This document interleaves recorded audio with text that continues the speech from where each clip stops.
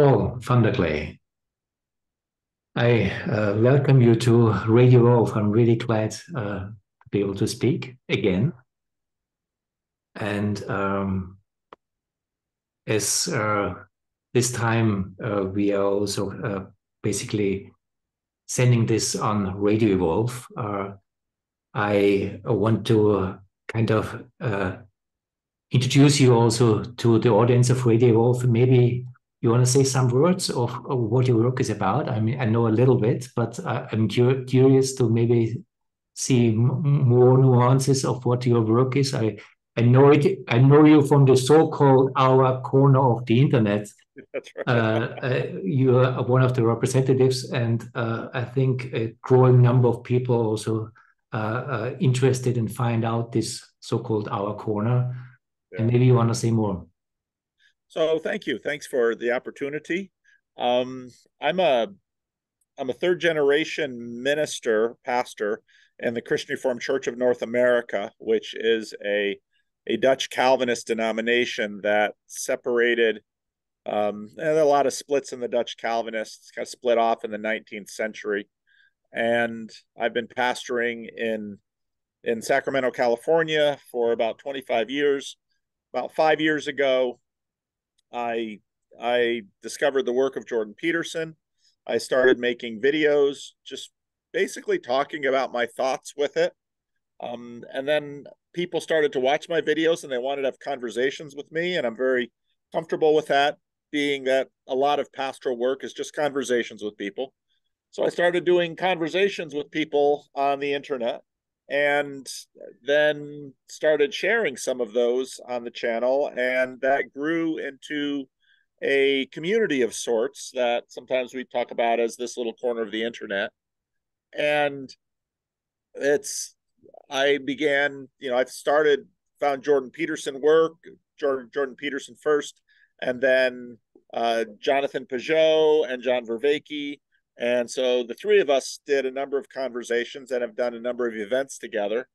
And a lot of this has been an opportunity to talk about what it seems, even in the church, people have a difficult time talking about, which is their life, how it connects with bigger things, bigger picture items, and just sort of a free space where people can explore. Unlike church, that has obviously a confessional container of sorts, our conversations are very open. People of no faith, people of different faiths, just a chance for people to explore and be honest and share. And I think that's been the key. There's a real longing for people to have an open space to explore what they think and have, I think, a supporting group of people around. Now, supporting doesn't mean that everybody always just agrees, but rather disagreement can be productive and honest and doesn't have to have a lot of acrimony or contention around it. So that's kind of what's developed. So for the last 5 years, both online and then in spaces like we're going to have with the festival, the Breakwater Festival in Germany, just getting people together, share their thoughts about what's most meaningful, about what's ultimate, and see where it goes. I mean, as the name, if you can call it the name, says our little corner of the internet, it's very obvious that there are many corners in the internet. Yes. And I'm curious, from your perspective, what is this corner about? What constitutes the corner that it comes home to people? And what is this homing focused on? I think a lot of it has revolved around, for religious people, um, it's a way of processing perhaps sometimes their disappointments. And for people who aren't necessarily religious, it's sometimes a way of rediscovering what the religions have. And so you have someone like Jordan Peterson, who I think has been moving closer and closer to Christianity. Um, to Christianity, you've got Jonathan Pageau, who went from an evangelical to orthodoxy, and you've got John Vervaeke, who's been wondering what kind of ecology of practices is necessary for people who find um, legacy religions, as he calls them, unbelievable. Mm-hmm. And what's what's unusual in this space is that all of us, even with the different directions we're going in, can still sort of compare notes. And there's a sense of ownership that people have had. I think because, again, at least on my channel, we've had a big priority of having a space where people can share their stories. Mm-hmm. So you don't just know the celebrities online, you get a chance to know some of the randos, the regulars who can come in. And and for me as a minister in a Protestant church, I think Protestantism has always had a high value on the communion of the saints and on the priesthood of all believers. And so I think that there's something very priesthood of all believers in that practice, irregardless of where people are actually sitting with respect to the legacy religions. Mm-hmm. And so people feel a sense of belonging and ownership. And I think the belonging is absolutely at the center. They feel like this is some place where they belong, even if they are members of a church. I've had a number of people say, I feel more like I belong here than I necessarily do in my local church. And so then they ponder that, but yet they still go to their local church. So, I mean, it's obvious that something is happening to human culture just because of the internet. And there is a certain culture that you can call YouTube culture, where all of a sudden it's easy, like we do right now. People from the other side of the globe uh, have the opportunity to talk to each other with something that both respond to and have people around a channel, a podcast where people find it interesting what the topic of these conversations are about. And there are all kinds of conversations, but this kind of conversation that this corner, this little corner of the internet seems to be about, at least to my understanding, but also my attraction is this combination of openness, an undogmatic relationship to each other, but at the same time, a shared sense of depth that you can call spiritual, religious, or here it gets interesting because it doesn't really matter so much how you call it. It's more important that there's a resonance in what we are talking about. But there's something in the culture where this conversation seems to be called for. And it seems that this form of the YouTube channel is a place where this starts to live. And we don't really know what it is, but it's happening and we are finding out what it is. Would you agree with that? very much. I think that's a good way to describe it. And there's some excitement in that process of discovery. And part of the excitement is because there's also some uncertainty. At least for someone like myself who obviously has commitments and accountability within a church tradition. It's, you know, to figure out where are the boundaries, how can we, and I think that's been very important for to non-church people to see, to watch church people sort of not just sort of break boundaries, but explore boundaries. And that's something that I see when people want to get into community, because there's a great deal of loneliness uh, out there, And communities are created by boundaries. Mm-hmm. And so this boundary exploration is absolutely essential to this process. When you say boundary experience, what is the boundary experience in this YouTube culture? So YouTube is in some ways, well, it's always, YouTube is in some ways very open. Uh-huh. Of course, there are politicized, high profile culture war things like going on with Russell Brand now, and have been with a bunch of different people. Right now in our culture, there's a big conversation about boundaries and limits and where they should be. And basically, a rightful understanding that boundaries are necessary and healthy, but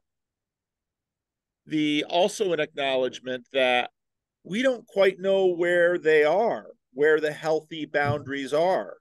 And so a lot of the culture war, I think, is being fought about these boundary questions. Mm-hmm. Should Russell Brand be monetized or on YouTube, given these allegations, which are very believable given the life that he led, about his past?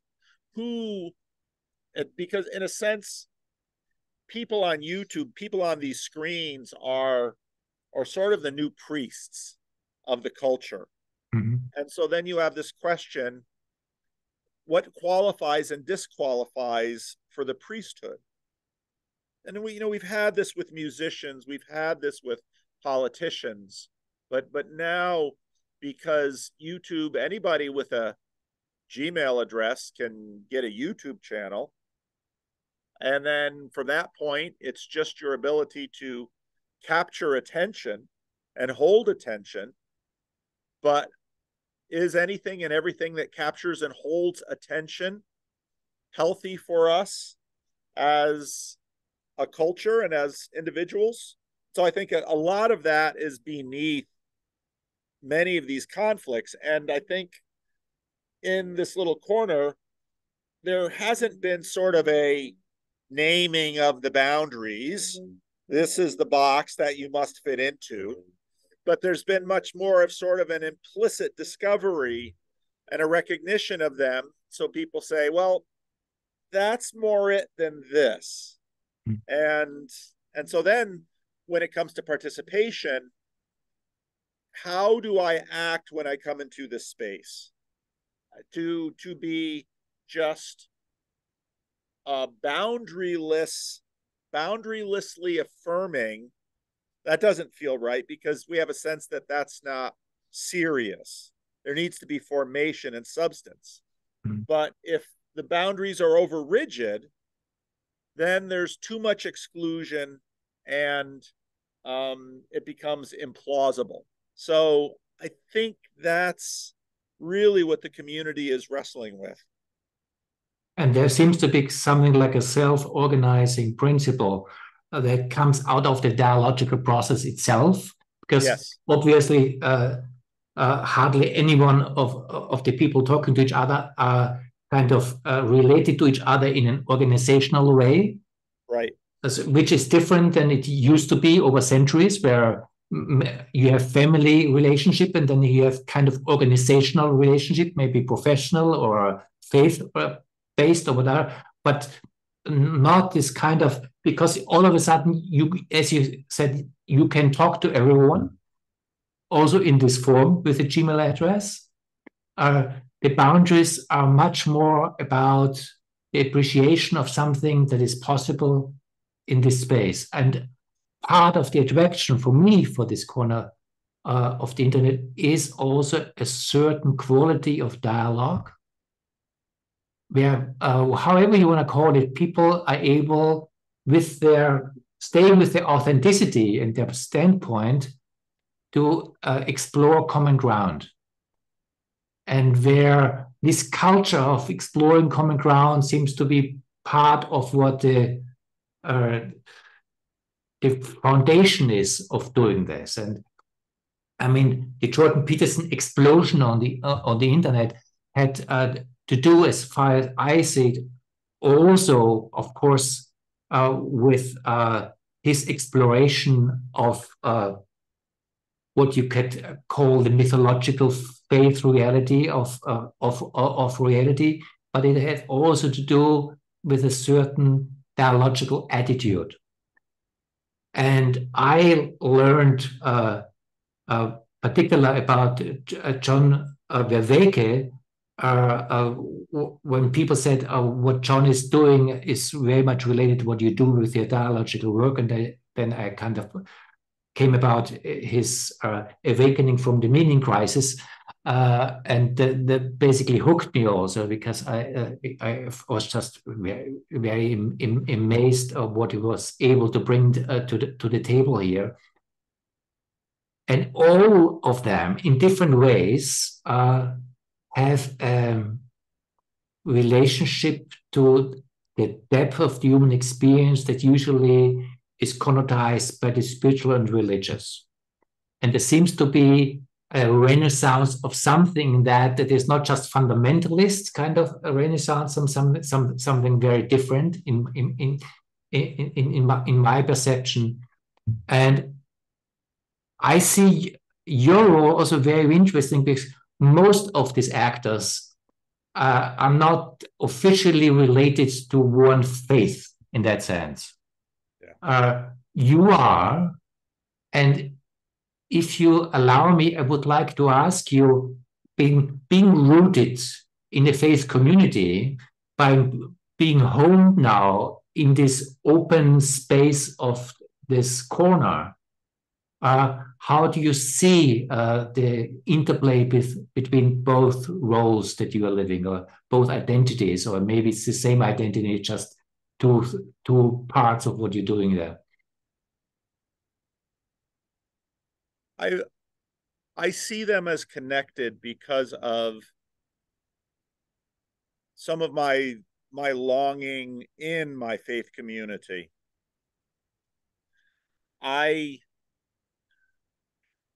Christianity is a proselytizing religion, and so Christianity always seeks to make Christians out of non-Christians. And in many ways, there's a sort of offense that is taken by that, and understandably so. But I have always seen my rootedness as a gift. There certainly are, again, the whole question about boundaries. Boundaries are things that we must have. I mean, if we didn't have skin on our bodies, we would be a pile of bones and gush on the floor. Skin holds us together. Skin limits. It's like all these things, there's two sides to it. And I have always worked in communities that are distressed in North America in one way or another. The dog is the dog has a way of knowing that I'm not going to do anything, and so she's digging up the garden. So I was raised in my father was a minister, my grandfather was a minister, and I knew people for whom those realities were difficult, but for me, they never were. And so I saw the gift of the rootedness as a blessing. My father's church was very much a countercultural church. African Americans, some young people that were sort of, let's say, on the fringe of the hippie movement, and a real coming together in the 60s and 70s, exploring whether African Americans and white Americans could actually produce a faith community together. And so part of what I think someone who is deeply rooted like myself has an obligation to do is to share the blessings of those roots with others and to try to make them available. Now that's a sensitive conversation in that I don't think there should be any manipulation or tyranny or coercion to that. Mm-hmm. Yet there is a sense that any rooted community has by its nature limitation and boundaries and definition. So so my challenge has been to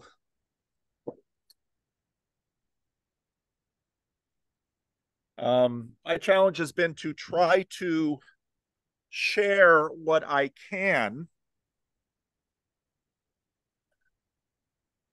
by making things available to Mm-hmm. the degree that I can for people who haven't had the formation that I have. Mm-hmm. And and there's also a recognition that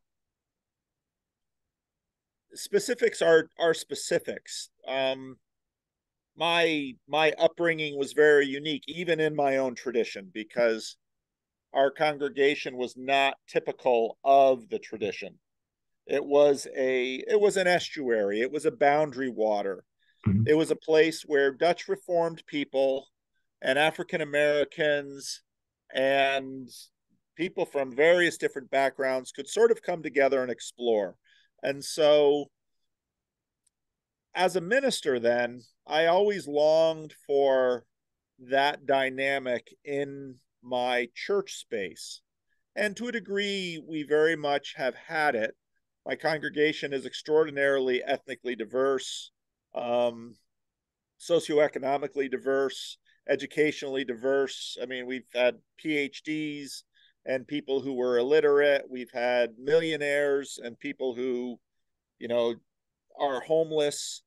We've had very sane, healthy people and unmedicated schizophrenics.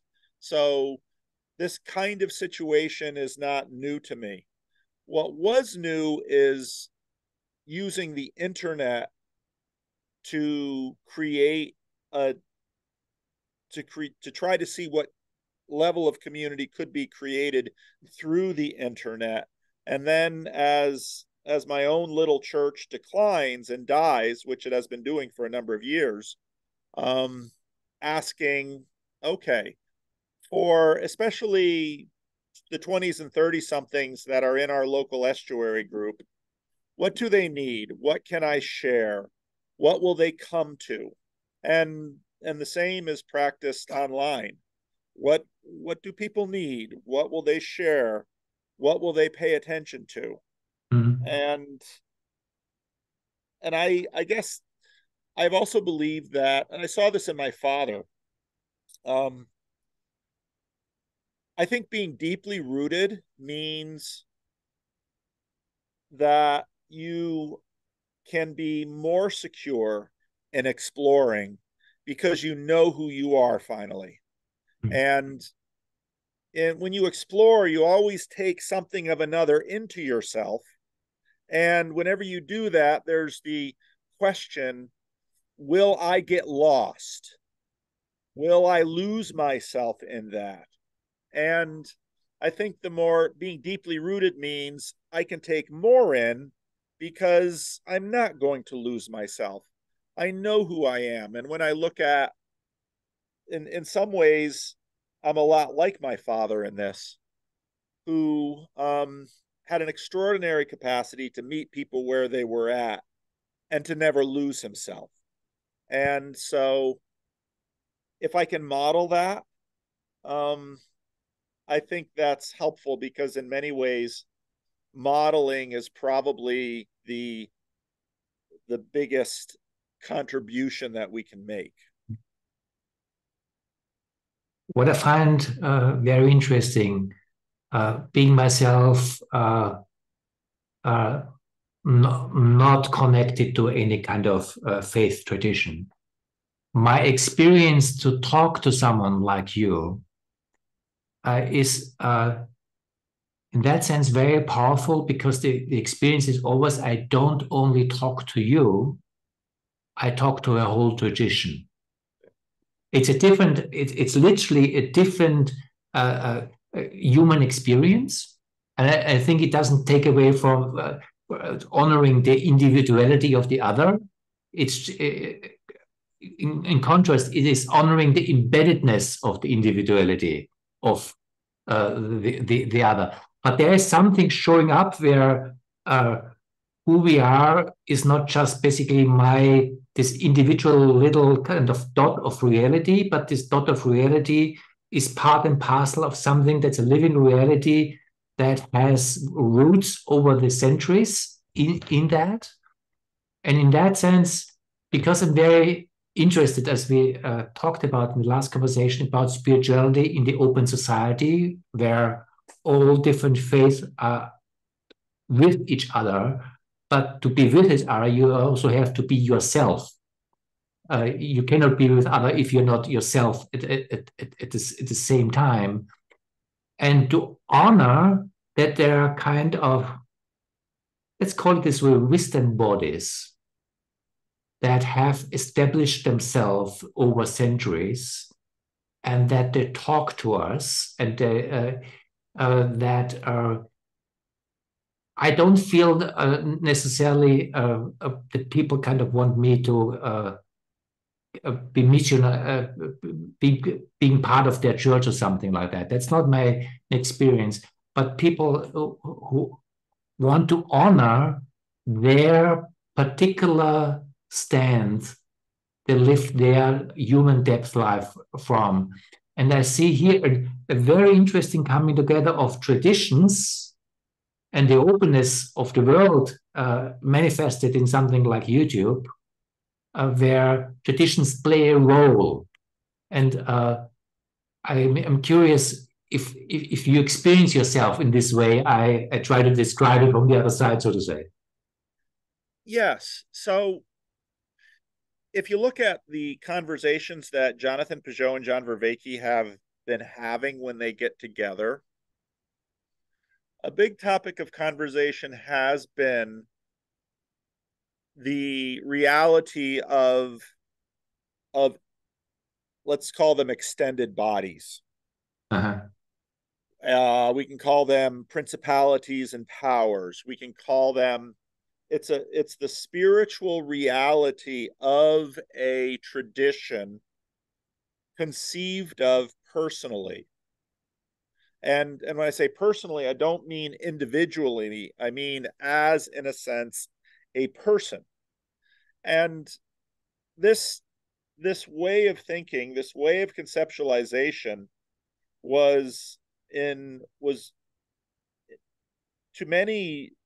to a great degree destroyed by modernity, because modernity, as it developed, began to say that the only discernible persons in reality are human beings. There are no persons above, there are no persons below, just human beings. And what I think when I hear you describe a tradition, in a sense, part of what you can engage with when you talk to me is you get a chance to speak to a tradition, which is a collective person, a collective body. And I think as modernity recedes, the next thing we are going to see is that we have to increasingly recognize what in the ancient world were spiritual realities, the spirits that we participate in, spirits that have personhood and act through us in the world. This is what we're deeply interested in, because we're increasingly forced to realize that most often when we talk to people, we are really engaging other spirits that are working through the person. And so the principality of the Christian Reformed Church, that now I don't embody the whole thing. I couldn't, because again, it's a collective, but you can, in a sense, engage with that spirit through me, because I am an embodiment of it. I'm particular, I'm unique, I'm an individual. All of that is true. And so what I think part of the interest we're going to see for people is when individuals don't find themselves rooted in a principality of such, they realize that they, in many ways, are subject to many different spirits passing through the world. Mm-hmm. And there's a desire for people. John Vervaeke at our last conference was talking about domicide, and I think actually domicide very much connects with a home is participation in a spiritual community. Mm-hmm. And of course, this scales like Russian nesting dolls, but it's we sense that we are participating in larger things, and if in fact we can do so from within a community, there's a higher level of participation that can be afforded. And so I think I think in sort of the acid wash of modernity that sort of destroyed many of these very old principalities and personalities and spirit and collective spirits, there's now a new longing for people to participate. And that's why you see people going to Star Wars movies dressed like a Jedi, dressing up like Harry Potter, wishing to live in Middle Earth, because modernity has so flattened and impersonalized everything. People long once again to participate in a spiritual person in a spiritual body that is far older, one that will survive past their own physical death.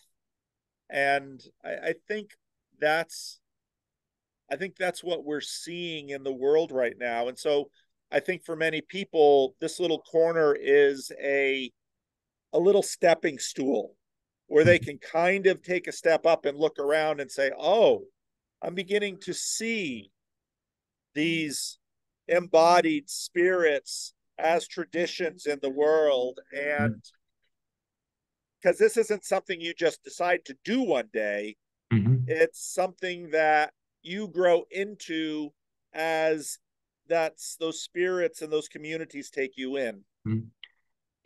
If you allow me to hone in on that, because I think what you're pointing to is quite a significant, particular cosmology that you're talking from, but that you didn't make as explicit. Basically, the way I hear you is a different understanding of our individuality. It's not basically I meet with you, and basically the touch point is my individuality alone. You used again and again the word participation, and the way you described it, basically that they are kind of, you can call them spirits that have manifested in traditions or in other contexts as more than individual forces that we can participate in. When you look at that, that's a very different view on reality that our hyper-individualistic modern and postmodern point of view does not support.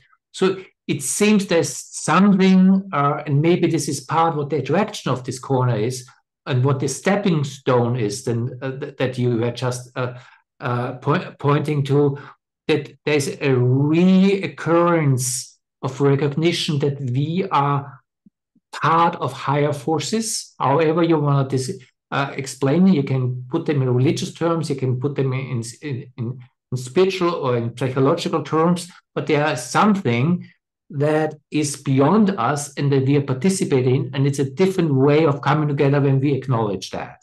Yes, yes, very much so. And we struggle. We have lost the language for this, and it's not just the language or the words. Uh-huh. We have lost what the words were connected to. And we don't have, Charles Taylor talks about the imaginary. We don't, Vervaeke talks about the imaginal. We don't have the imaginary to sort of be able to point to this and everybody with some degree of credibility see what we see. We can see it in religious traditions still. You could sort of see it in fandoms like Harry Potter and Lord of the Rings and Star Wars, but it's very difficult for people to see, even though they participate and act without the words or even the consciousness of what they're doing. Isn't it that this kind of discovery of the imaginal is something that is a big part of what's going on? Because our modernist perspective of reality is kind of a certain reality that basically in the end, out of our scientific worldview, if you cannot basically put it into numbers, it doesn't really hold reality. And also to honor the scientific reality, it has its place, but to also acknowledge that even to talk about that, we are moving in a perspective that holds images of reality.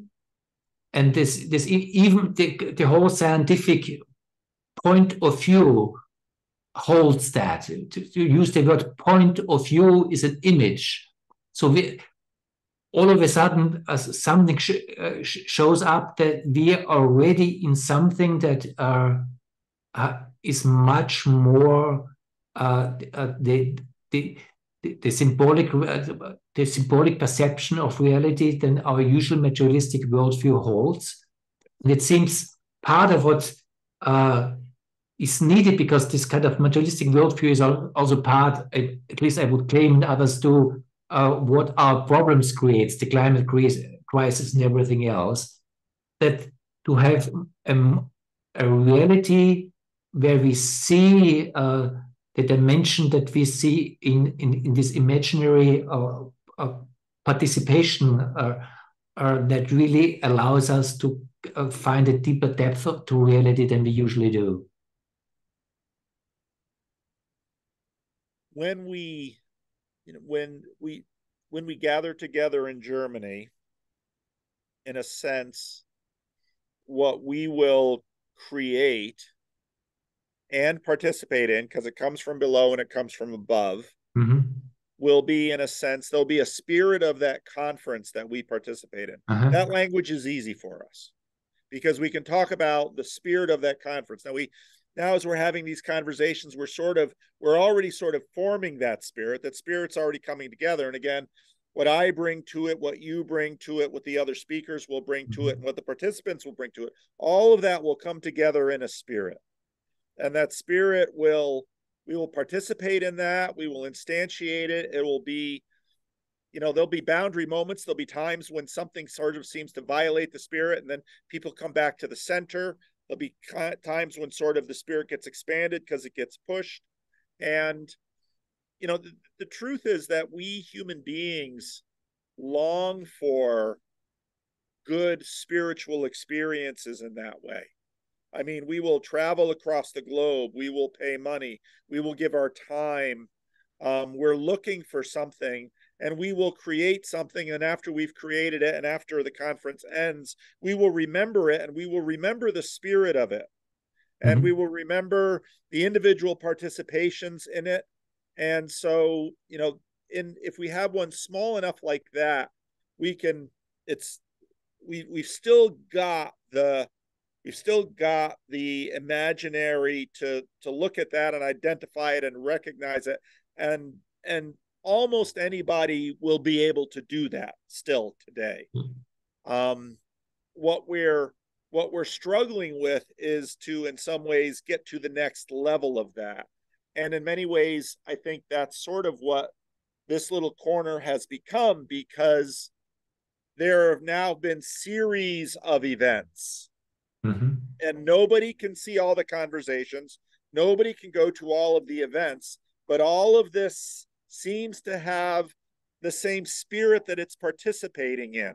And so then we find ourselves in that spirit. And then we play roles and participate in that spirit. And, you know, when you look at ancient religious traditions, those are massive compared to what we're doing now. What we're doing now is tiny. But there's a sense of it's a beginning, and it's participating in far larger things too, as people come into the little estuary space with what they take from these much larger spirits and traditions. But what you're saying is very exciting, because just to point it out, when we talked about imaginary, when you're describing the spirit of the conference, you were already doing exactly that. Because what is the spirit of a conference? Nobody can point it out, but I would guess every single one knows what we are talking about somewhere. Yes. And only because we use the wording spirit of the conference, we are able to talk about it, or something like that. You can find a different word, but something that holds that. You're bringing in the experience of there is a spirit in these conferences that people can experience together, creates already a shared reality that we can talk about, as we do in the very moment. And then the next step that you did is that's the easy step. And I tend to agree, because I think everyone would agree that when you're in a kind of a conference, you have a kind of a spirit, and when you have some sensitivity, you know what you're talking about to a degree. But there seems to be an organic process of all these processes that's going on that wants to kind of come together, although they don't know each other. There is a kind of a spirit of unification of all this that you again called a spirit. And it's interesting listening to you. Here, I don't know exactly what Paul is talking about. I have some sense of a possibility what you maybe are talking about, but just you pointing to that allows, at least in my perception, to grow an understanding of what this maybe means. And I can see the possibility, if we do this together long enough, something will grow that has the same clarity like the spirit of the conference, and create something that I can imagine all the faith communities had their own kind of spiritual body. This will be different, but it grows out of the dialogical process that we are in. And it seems that the conference in Mannheim is exactly for that purpose. Yes. Oh, that's exactly right. And what's interesting about this is none of us control this. All of us have aspirations that will be unmet and some met. And none of us can predict everything that will happen. Things will happen at the conference that will be surprises. Things will happen that will be disappointments. Uniqueness things that'll happen that we cannot anticipate. A number of things we do anticipate. And so that's where we very much get the sense of it's a living spirit. But it's a living spirit that we participate in. None of us control it. And it grows between us, and it becomes its own thing. None of us own it. People can do damage to it, but it's probably fairly robust. In other words, there'll be self-correction within it. If someone sort of violates it, there'll be others that sort of push back and bring them back in.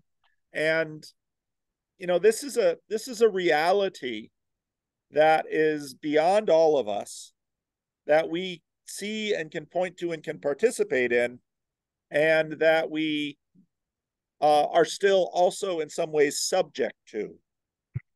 And I think increase the availability of that for people is what is bringing them in. They're, you know, we're still struggling with the language, and the purpose of the language is to be able to give people an image of it so they can see it, because of course the better they can see it, the more intentional they can participate in it, and play with it with that sort of productive play that Vervaeke talks about. But that's, you know, I think that's really what we're doing, and there's a real excitement about that. Yeah. And interesting, not only that I really can go with you in your description of the possibility, and I can go with you with the perception of the vagueness. There is a possibility, and there is no certainty in that, but there's a reality in what's possible in coming together.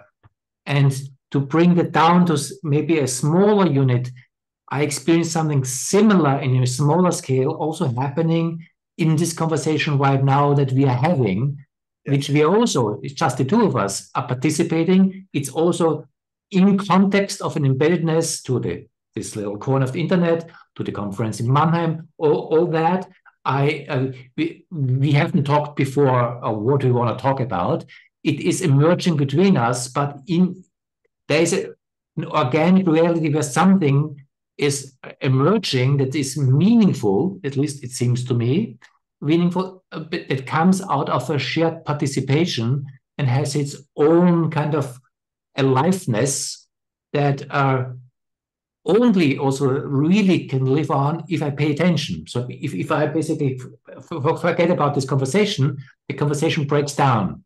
Yes. But as long as I'm with you and there's a resonance field and a resonance of meaning, something is alive, and one can see that something similar in a bigger context can happen in a conference like this.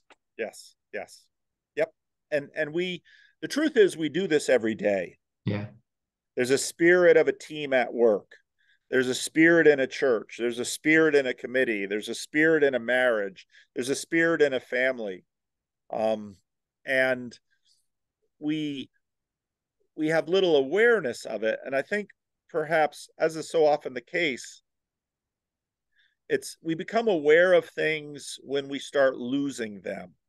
And I think in this day of loneliness, in the West, increasingly, people are living in smaller and smaller households, to the point that more people are living alone than ever before. And Guy Sengstock in the last of the After Socrates videos has a wonderful description of the way that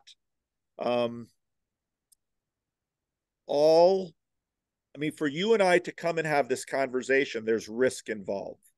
There's nuisance involved. I've got this dog to watch, and we're talking on Zoom, which is only 2-dimensional, and it's there's anxiety because I might say something wrong, or in some ways Zoom is a little more safe because with any individual personal interaction, there's always a degree of danger. Now what this great spirit of civilization says is, here are some shared rules. there's not going to be violence. There's not going to be inappropriate touching, or, we're all going to, we have all of these rules that we live out. And so here on Zoom, it's a little easier.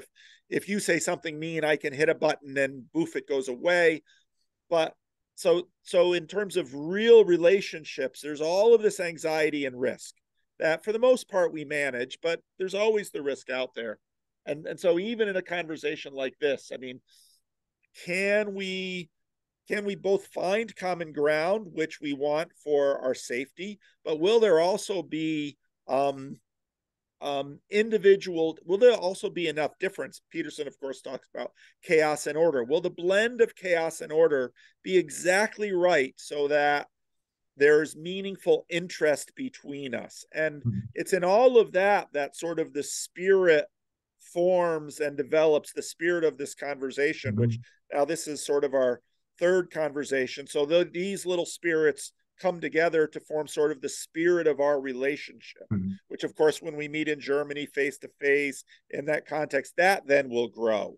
And the truth is that we're, the spiritual world has so much more multiplicity than the physical world, even though the physical world has many, many layers of multiplicity.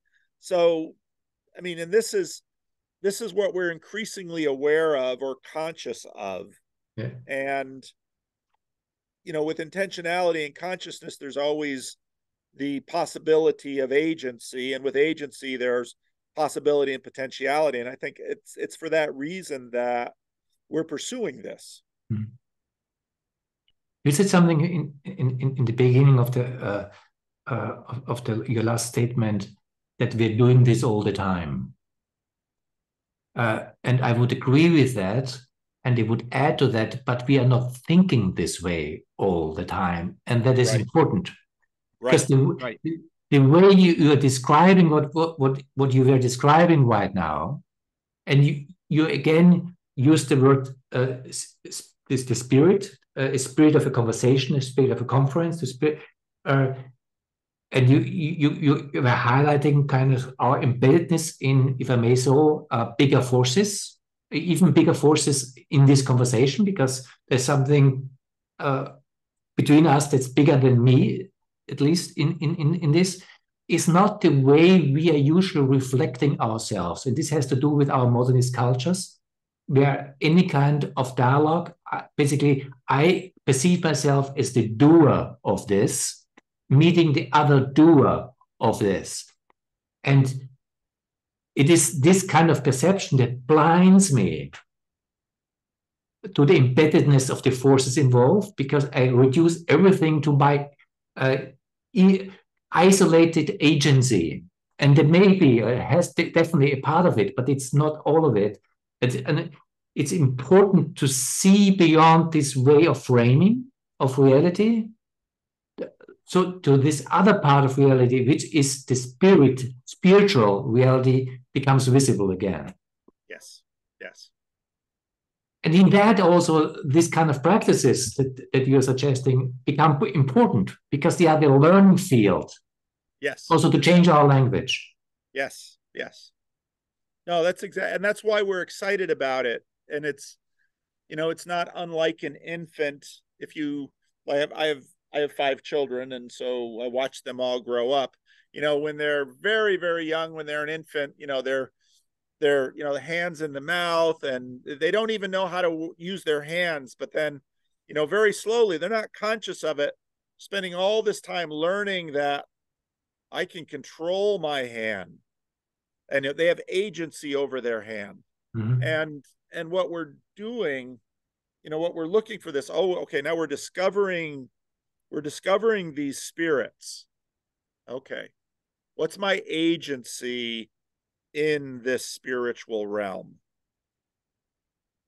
And once I discover my agency, and I discover its limits, because I'll have limited agency, and then even in just a conversation with 2 people like this, I have limited agency, because you have agency too.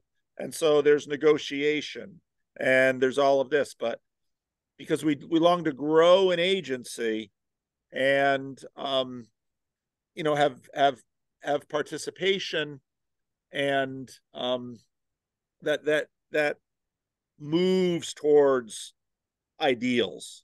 I mean, that's what we find deeply meaningful in us. Powerful. As we're also coming to the end of our time, the conference in Mannheim, do you know the dates by heart? It ends on the 29th. I think it's the 27th, 28th, and 29th of October. Exactly.